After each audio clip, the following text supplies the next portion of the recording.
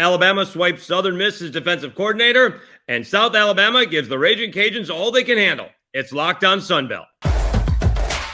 You are Locked On Sunbelt, your daily podcast on the Sunbelt Conference, part of the Locked On Podcast Network, your team every day.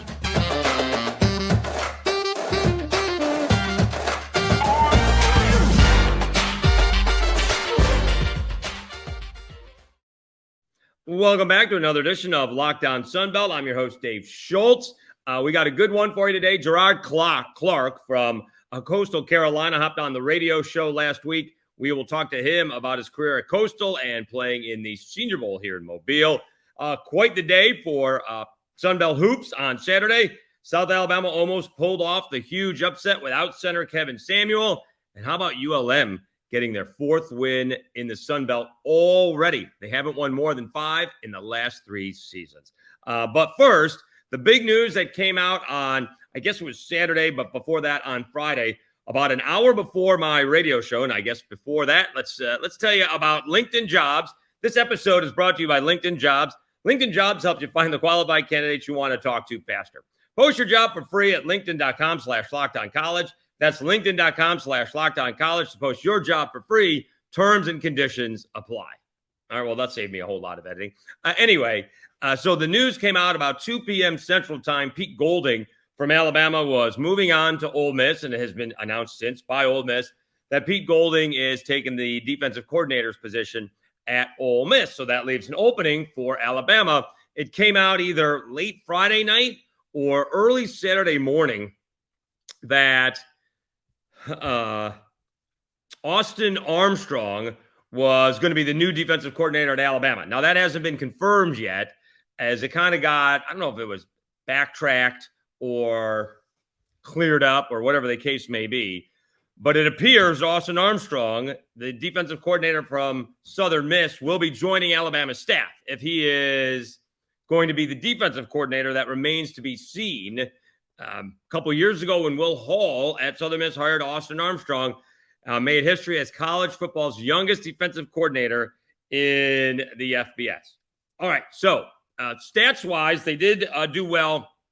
There was a big-time improvement. Southern Miss, according to Football Scoop, Southern Miss saw its first defense under Armstrong in 2021, rank among the most improved units in college football. The Eagles' stop unit climbed 18 spots from 60th to 42 in total defense. The group was top 10 in FBS and first downs allowed, red zone defense ranking 2nd and 6th, respectively. In 2022, past season saw Southern Miss continue its defensive renaissance, as Football Scoop says. Under Armstrong, the Golden Eagles jumped into the top 6 in the Sun Belt Conference in scoring average, 23.5 points per game, a mark good enough for 45th nationally. All right, for context, USM ranked 86th in 2020 in scoring defense when it allowed an average of more than 32 points a game. Armstrong took off almost 5 points in 2021 when the Golden Eagles allowed less than 28, and then nearly another 5 this past season. So that is a big deal because in the Sun Belt, teams tend to score a lot of points, right? It is generally, it is called the Fun Belt for a reason. And so James Madison is scoring a conference leading 37 points a game. App State, 35 points a game. Georgia Southern, 32.5 points a game. South Alabama, 31 points a game. And Georgia State, 30 points a game. And even Coastal, who may have been down a little bit down this year, 29 points a game. So you have 6 teams scoring almost 30 or more points per game. So when you're only giving up 23.5 points a game, that's pretty good. And Southern Miss got some, they got some big-time wins this year. Like, they beat Tulane. Right, that's a nice win for Southern Miss. They did have some, and we have certainly talked about some of their crazy ball games going back and forth and Hail Marys. Even against Rice in the bowl game, they went back and forth. But they never, they did a good job. Let's see here. Even against Monroe, right? They had a tough time against Monroe. They only gave up 10 points. They beat Monroe 20-10. They did give up a bunch of points to, they were ahead. I think they were ahead 17-7 against the Jaguars. And then, maybe it was 17-10. And then the Jaguars scored a couple of touchdowns in the second half. They did go back and forth with Coastal. They took a beating to Georgia State. Maybe they got a little bit cocky. I think that's what happened.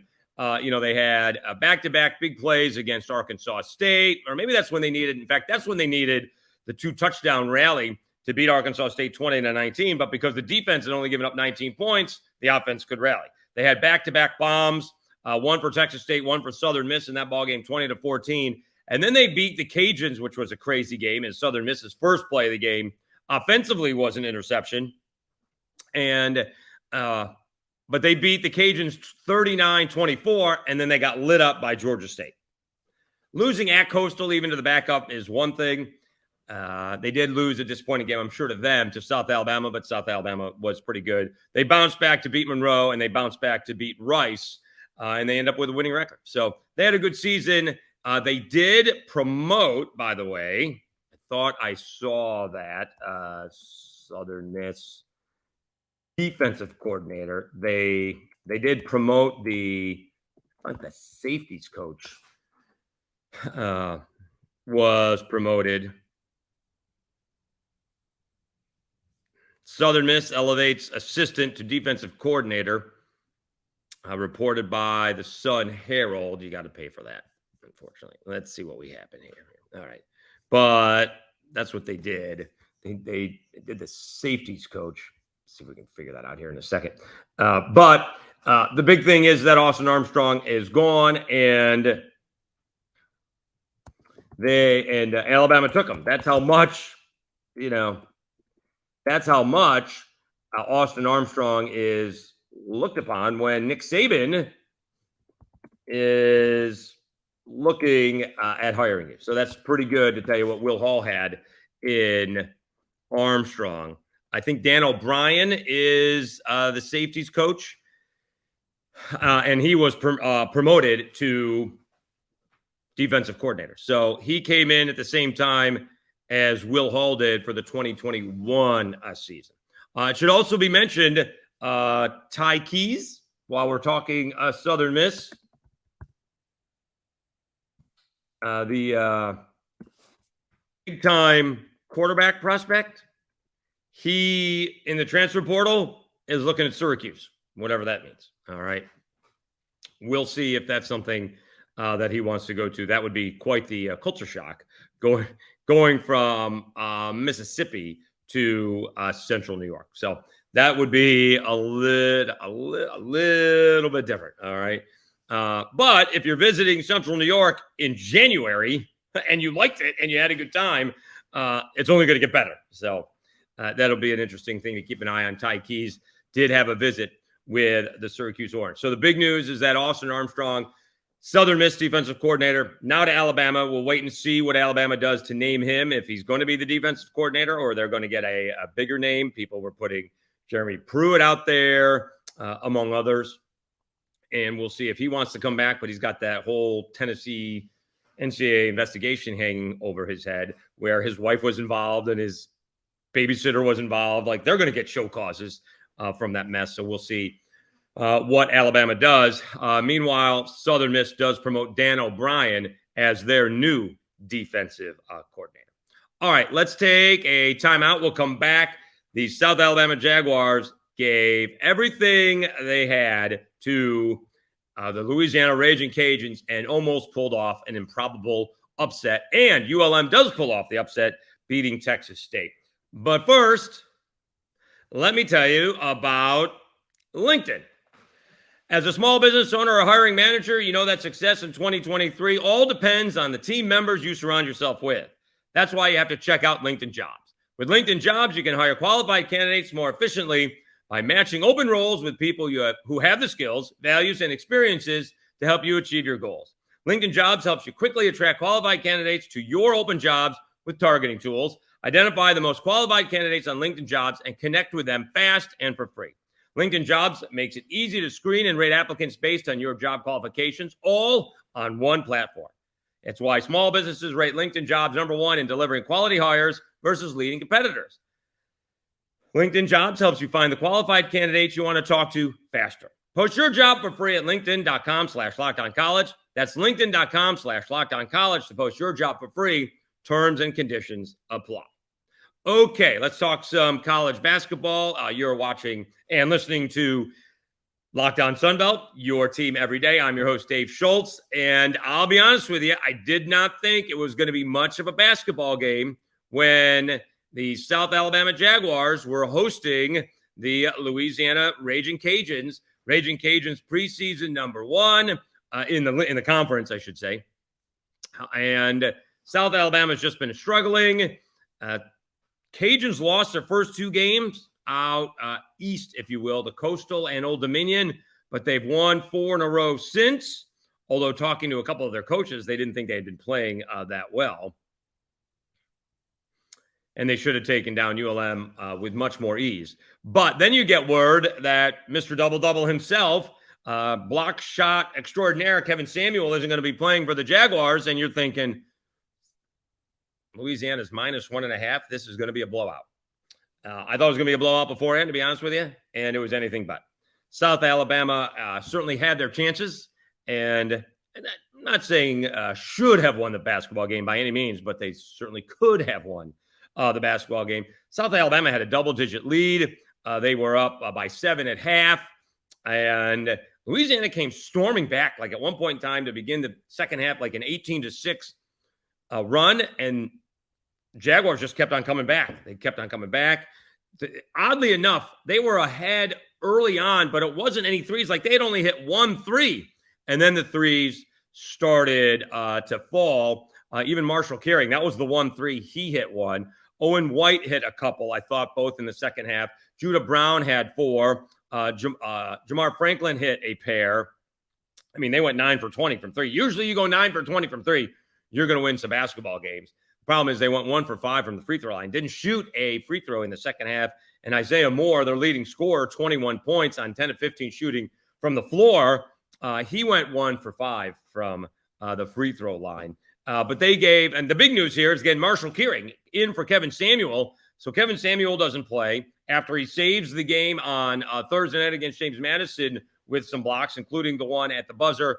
Marshall Kering, career high, 15 points. He had 7 rebounds. He had 2 block shots, played 32 minutes and played extremely well. Again, Owen White had a big 3-pointer that tied the ball game up. Turbo Jones played well. Greg Parham, the second, has to get going. He's the one that I don't think he's hit more than 2 threes in a game, or more than 1 3 in a game since the Spring Hill game. So now we're looking at least 3 weeks.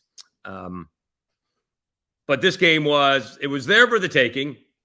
So let's fast forward to the end of the game where the Cajuns are down 2, and they with probably about 15 seconds left. They forced a turnover in the corner. Should have probably been travel, but they forced a turnover. And instead of slowing it down and maybe setting something up, Owen White did a little jumper inside the free throw line, missed it, went for the rebound, and he did. This was one of those calls that the refs got right and went back and looked at it. He pushed, I guess, Lewis of the Cajuns in the back. Lewis proceeds to miss both free throws. Unfortunately for South Alabama, Greg Williams came away with the rebound. He hit 1 of 2 free throws. Now, here's where it got a little confusing. It's a 3-point ball game at this point in time. It is 79-76. The scoreboard hadn't changed.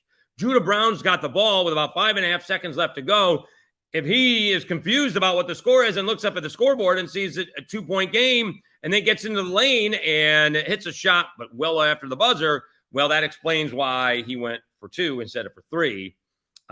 Maybe he pulls up and makes a 3. I don't know. But as soon as he went past the 3-point line, the Cajuns just let him go. Didn't even bother defending him. The shot was well after the buzzer anyways. It would have made it a 1-point game. But nonetheless, the Cajuns do hang on and defeat South Alabama 79-76. Unfortunately for South Alabama, that's probably the best game that they play.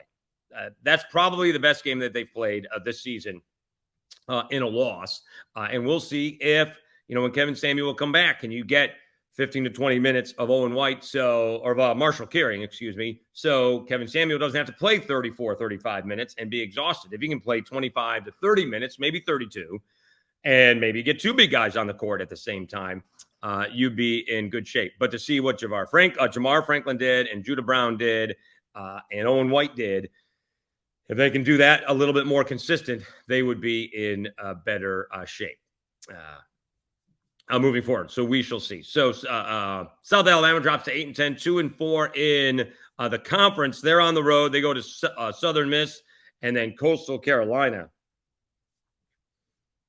They are, I should say, the Jaguars dropped to 8-10 overall. Cajuns 14-4 overall. They're on top of the conference all of a sudden, 4-2.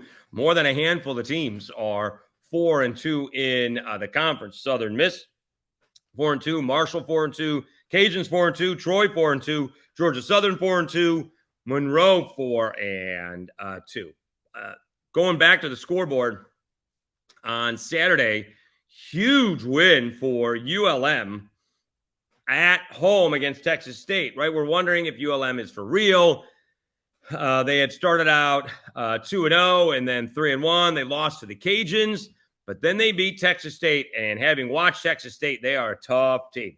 All right. They are very tough defensively. They are methodical offensively. The thing is, as we mentioned, there's not a lot of room for error. And so, if you don't make a play or two and the other team does make a play or two, that's what happens. And it's 61-58. Monroe beats Texas State. Texas State was looking for their fourth straight win and could not come up with it. Blackman for Monroe with 24 points. Jamari Blackman, 24 points for Monroe, one of three players in double figures. Harrell for Texas State, he had 17. Mason Harrell, the little 5'9", 145-pound annoying point guard, but usually effective, although only 5 of 17. But he led the Bobcats with 17 points. The other big ball game, well, let's see here. Southern Miss, that was a very big ball game. They're expected to beat Arkansas State 74-57. But Marshall, in a sold-out arena, beats Old Dominion 73-65. All of a sudden, Marshall 15-4, 4-2 in the Sun Belt. Old Dominion drops to 10-8, 2-4 in the Sun Belt. Someone told me on Saturday they think that Marshall may be the best team in the conference. James Madison bounces back after losing to the Jaguars. They beat Georgia Southern 83-71. James Madison 12-7, and they go to 3-3 in the Sun Belt. Georgia Southern 11-8, 4-2 in the Sun Belt. App State with a big win over Troy. Troy had been hot. They may have been winners of 5 in a row, but they lose. App State 10-9, 3-3 in the Sun Belt. Troy 12-7, 4-2 in the Sun Belt. That's at lovely Boone, North Carolina. That's the official name. It's just tough to win on the road at any level of college basketball. And Georgia State with a rout. They handle Coastal Carolina 100-66. Georgia State improves to 2-4 in the Sun Belt, 9-9 overall. Coastal Carolina drops to 8-9, 2-4 in the Sun Belt. All right, let's take a time out. We will come back, and I'm going to play the Gerard Clark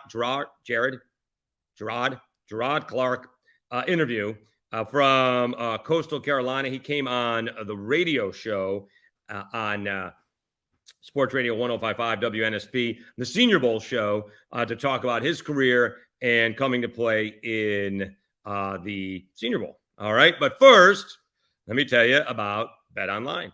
BetOnline.net is your number one source for sports betting info, stats, news, and analysis.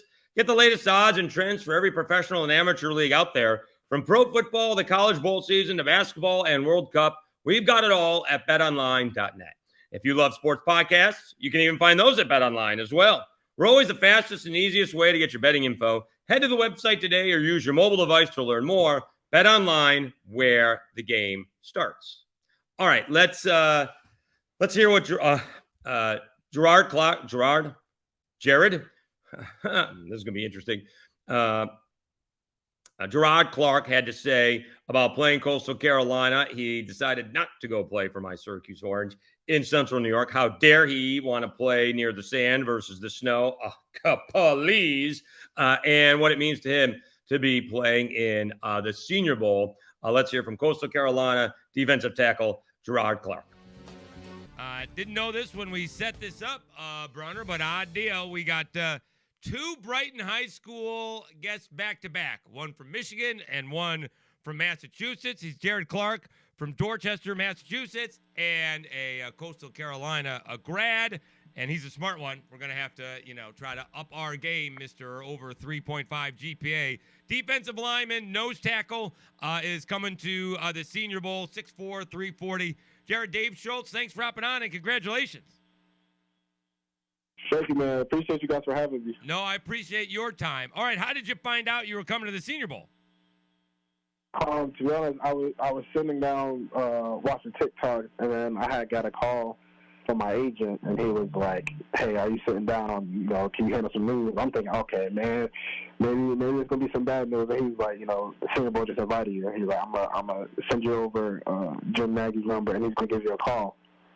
And then the call ended. I'm like, oh, okay. And then literally like 2 minutes later, Jim Nagy called me, and he was like, I see you've been to Alabama a few times this season. You want to come back? I'm like, I'm kind of starstruck because I'm still trying to process the fact that I even got invited. Oh. I'm like, yeah, I'll be honored. And then I was like, as soon as the phone hung up, I called my dad and told my parents immediately. I was like, you won't believe what just happened. And so how does somebody from, what is it, central Massachusetts find their way down to Conway, South Carolina? Did you even know where Conway, South Carolina was before you thought about going to Coastal Carolina? Coastal Carolina until they offered me. Right. So what were the other choices that you could have gone to school at? I had offers from Fordham, Syracuse, Villanova. Hold on a second. You turned down my Orange to go to Coastal Carolina? Hey, I went to a camp and they had offered a tight end right on the spot, so I knew that they wasn't that interested in me. All right. I mean, it's only it's only 65 and sunny in Conway right now compared to 2-3 feet of snow in Syracuse. So that's why you were on the dean's list all those years at Coastal. What'd you like about playing at Coastal? Because you hit Coastal right at the right time. Yeah, I honestly just like the drive that everybody had. Everybody played with the same passion to just win. When you play on a team who wants to win, with guys who willing to do anything to win, it kind of makes the atmosphere fun because you know that you're going to get the best out of everybody instead of having to worry about, well, maybe he just doesn't want to play today. And so hold on. So you went from tight end to nose tackle. What was that kind of change like?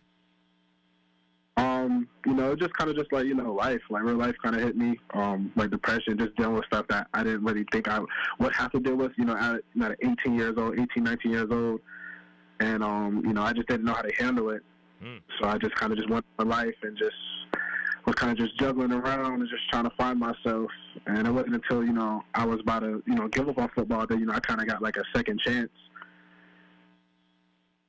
And you saw the turnaround from Coastal, what Coastal went through moving up from FCS. It was a little bit of a process getting to FBS. What was the biggest difference there between when you guys started and then when Jamie Chadwell kind of took over and Grayson showed up? It kind of goes back to what I was saying. You just guys actually wanted to win. You kind of got rid of the guys who didn't want to be there. If they we had guys who were just selfish. Coach Chadwell didn't want them to be around the team because that stuff like that is cancerous. It spreads like wildfire. And once we got rid of those bad pieces, we kind of just gathered more, or just developed on the pieces that we did have. Everything just started to click, little by little. And what kind of relationship did you build with Joe Moglia? Because you know what, that's a good guy to have in your back pocket, for a business reference or something. Coach Moglia, he would text me every game day and ask me, what do I think about the team we're playing? How do I feel? Do I think we'll beat them? Or, am I confident in our scheme? It's real simple conversations. I know he doesn't try to step in too much. He kind of just lets the coaches take over everything. But, he has checked in literally every game that we played. And you asked him if Apple was a good stock to buy or not, right? Was that your response? No, I haven't got there with him. Oh, you need to come on. That's what he's there for, right? And what do you think about? We're supposed to have Tim Beck on my podcast, Lockdown Sunbelt, tomorrow. What do you think about the new coach? I think he has good intentions for the team, and I think it's going to take a while to kind of just get guys to buy into his message. Because same thing that happened with Coach Chadwell. It took a while for guys to really buy into his message and his vision of what the team's supposed to look like. So I think it's gonna be a little shaky, and that's just my honest opinion, just being as a player who's went through that process of getting a new coach